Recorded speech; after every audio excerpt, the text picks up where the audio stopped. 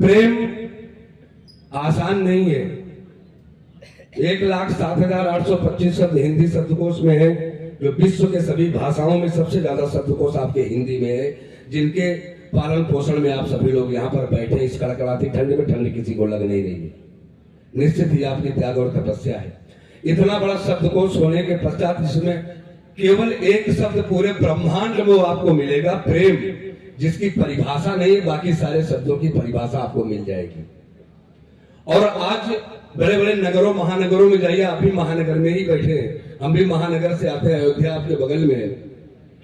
प्रेम इतना दूषित हो गया है कि मोटरसाइकिलों पर टहलता हुआ दिखाई पड़ता है, लोग उसको प्रेम समझते हैं, हम उसको प्रेम नहीं कहते।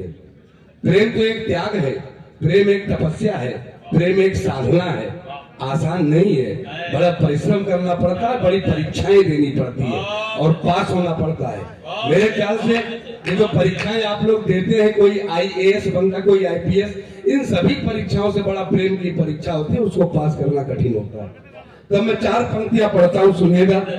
हमारे अभय सिंह निर्भीक हमारे छोटे भाई है, कविता में बहुत बड़े हैं, और बड़ी अच्छी बात है कि इनके जनपद में इनके साथ में पहली बार यहाँ का पाठ कर रहा हूँ।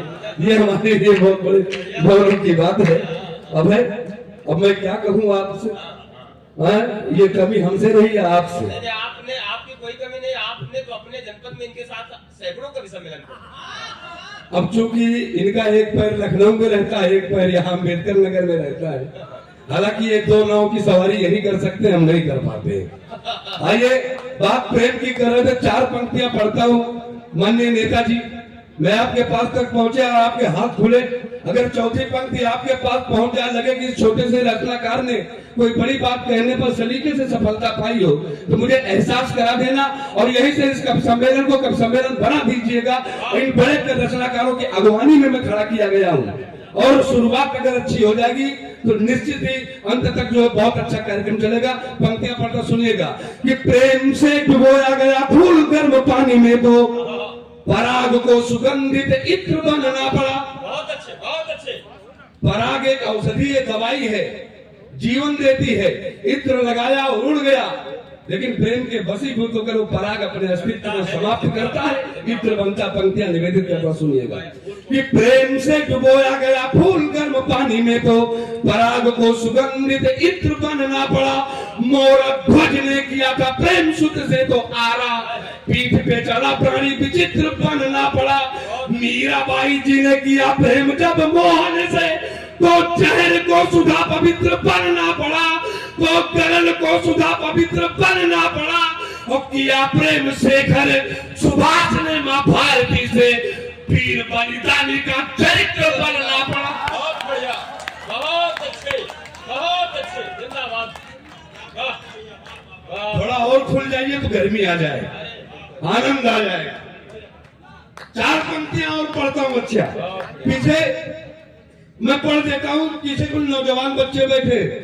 माननीय नेताजी, एक बार फोन पर बात चल रही थी, उधर से आवाज आई, चौहान देश की जवानी प्यार और मनोहार में भटक गई है। हमने कहा श्रीमान, जिस दिन देश की जवानी केवल प्यार और मनोहार में भटक जाएगी, मानचित्र में ढूंढना पड़ेगा भारतवर्ष कहाँ है। क्या बात करते हैं, इन नौजवानों के दम पर ही तो भारतवर्ष जिंदा है और आगे बढ़ रहा है। तब मैंने अगर मैंने सही वकालत आपकी की है, तो एक भी आंख खामोश न रखना, मैंने आपकी वकालत की सुनना। पहले पंक्तियां तो सुन लो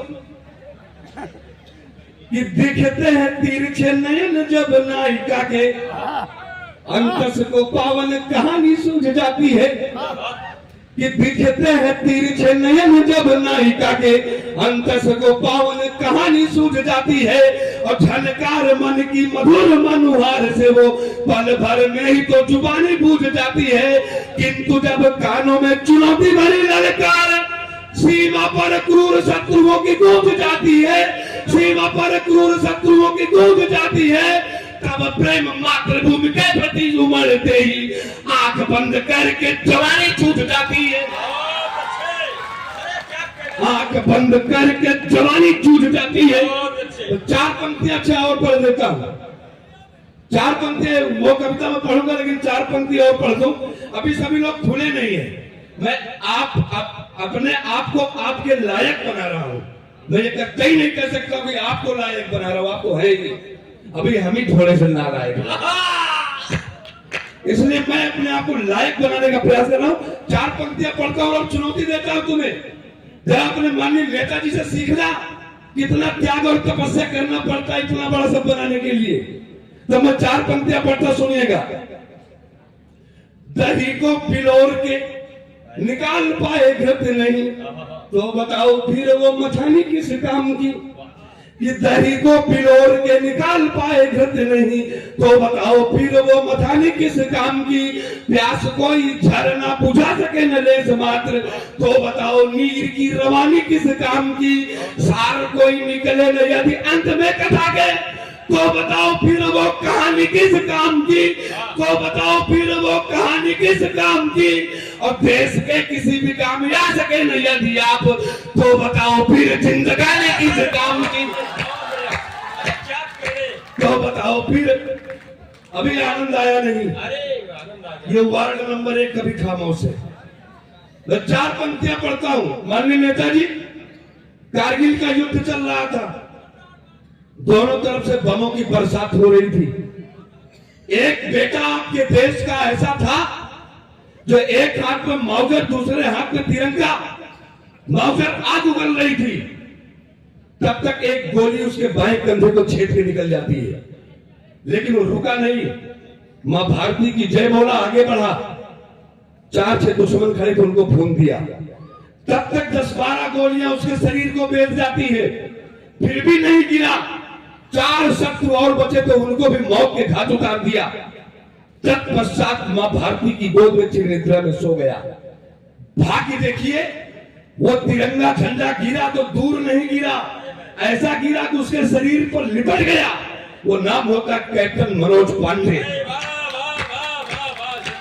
और कैप्टन मनोज पांडे ने अपने अंतिम शब्दों में, अंतिम श्वासों में जो कहा, वही कविता बन गई, वो पूजा की पंक्तियां बनी, शिलालेख बन गया। उसी के माध्यम से नए रंगरूटों को सिखाया जाता, बताया जाता है। इसलिए मैं निवेदन करता हूं, कैप्टन मनोज पांडे की शहादत को कमजोर मत हो देना, जोरदार तालियों से उसके शहादत का अभिनंदन करना।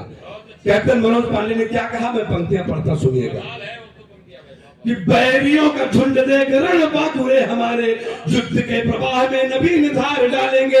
एक शस्त्र का प्रयोग किया रणभूमि पे, तो बदले में ब्रह्म अस्त्र हम 4 डालेंगे। दया भगवान करे, हम तो करेंगे नहीं। शत्रुओं के शीश का गले में हार डालेंगे, शत्रुओं के शीश का गले में हार डालेंगे। मृत्यु आई शौर्य सिद्ध करने से पूर्व यदि भारती के लाल मौत पर मार डालेंगे। इन पंक्तियों पर मैं चाहता हूँ पूरा सदन एक बार जोरदार जयकारा लगाए। बोलिए भारत माता की।